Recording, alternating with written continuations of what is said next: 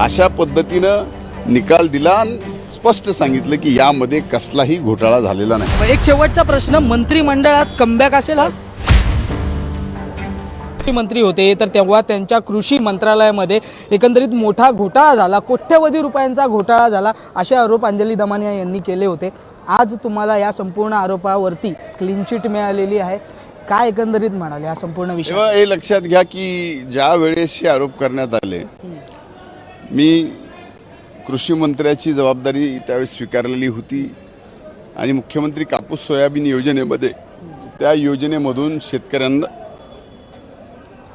बी बियाणं, खत आणि अवजारे ह्या सर्व गोष्टी मोफत देण्याच्या बाबतचा निर्णय हा कॅबिनेटने घेऊन माननीय मुख्यमंत्र्यांनी ठरवलेला, त्यातून ही खरेदी झाली। आता या खरेदीमध्ये घोटाळा झाल्याचे आरोप माझ्यावर निवडणूक झाल्यानंतर करण्यात आले।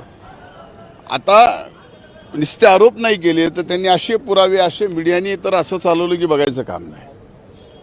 पण ज्यावेळेस हे मॅटर कोर्टात त्यांनी दाखल केलं त्यावेळेस माननीय कोर्टाने त्यांनी जे माझ्यावर आरोप केले ते सगळे फेटाळले आणि एवढंच नाही तर जे काय पुरावे यांनी दिले हे पुरावे सुद्धा तुम्ही बनावट तयार केलेत, खोटे आहेत, हे स्पष्टपणानं निदर्शनास कोर्टाने खाली आणून दिलं। म्हणूनच कोर्टाने त्यांच्यावर 1 लाख रुपयाचा दंड लावला आणि या प्रकरणात कसलाही घोटाळा झाला नाही असा स्पष्ट आदेश माननीय उच्च न्यायालयाने दिला। हे मागेच दिलेला निर्णय आहे, तरी मी आज न्यायालयाचे मनापासून आभार मानतो।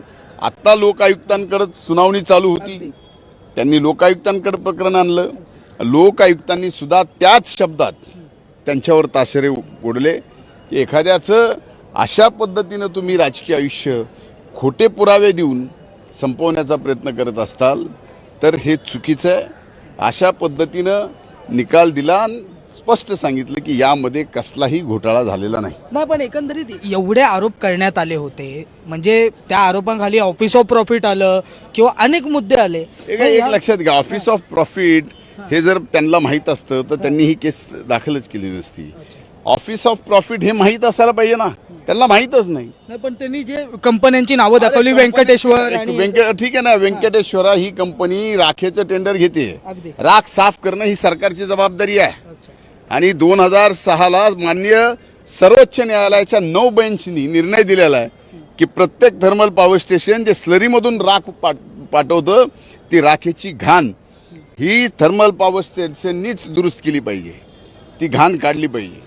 मग त्याच्यानंतर आम्हीच होतो पिटिशनर, त्याच्यानंतर वेसल्स बसल्या आणि वेसलमधून राख विकायची आत्ता सुद्धा थर्मल पॉवर स्टेशनला परवानगी नाही, पण आत्ता राखेची मागणी जास्त म्हणून ते विकतात।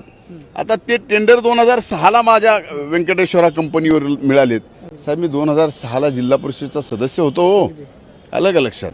आणि कुठल्याही कॉर्पोरेशनचं काम लोकप्रतिनिधी घेऊ शकतो, ते ऑफिस ऑफ प्रॉफिटमध्ये येऊ शकत नाही। पण त्यामधूनही मुंडे सर, जर तुम्ही पाहिलं एवढे आरोप झाले, राजकीय म्हणजे मंत्री होतात तुम्ही, तुमचं मंत्रीपद गेलं, त्यानंतर अनेक आरोप प्रत्यारोप मध्ये तुमची तब्येत देखील खालवली, एवढा मोठा पर्सनल डॅमेज बसला या संपूर्ण प्रकरणांमुळे।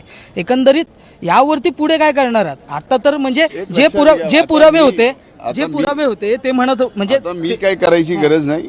आत्तापर्यंत जे केलंय न्यायदेवतेने न्याय दिला, लोकायुक्तांनी न्याय दिलाय, मी खरा आहे, त्यामुळे माझ्या मागे नियती आहे। माननीचा दावा आणि जे पुरावे आहेत ते खोटेच होते, हे आत्ता जर म्हणजे तुम्हाला त्या टायमाला समजलं असेल ना, तुम्ही ते गोष्ट का सांगितली नाही माध्यमांसमोर कधी की हे पुरावे खोटे आहेत? माध्यमांना बोलायचं पूर्णपणानं बंद केलं होतं, कारण मी म्हणलं एकदा माध्यमांना जेवढं काय माझ्या विरोधात बोलायचं आहे, ज्या ज्या विषयावर बोलायचं आहे तितकं बोलू द्या, सगळे विषय संपू द्या, मग आपण बोलू।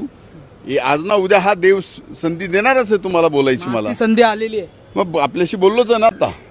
एक शेवटचा प्रश्न, मंत्रिमंडळात कमबॅक असेल हा? ते मला माहित नाही, ते माझ्या हातात थोडंच आहे। पण काय वाटतं आता संपूर्ण आरोप जे आहेत ते सर्व खोटे ठरले? माझ्या या बाबतीत काही मला वाटत नाही। त्यांनी थेट सांगितलंय मंत्रिमंडळाचा विषय असेल, मंत्रिपद असेल, या संदर्भात मला काही म्हणायचं नाहीये, परंतु पुढे नेमकं आता युटर्न काय असणार आहे या संपूर्ण प्रकरणामध्ये हे पाहणं फार महत्त्वाचं असणार आहे। मुंबईहून मी आदित्य जाधव, कॅमेरामॅन आदित्य कासारेसह तुम्ही पाहतात लोकमत।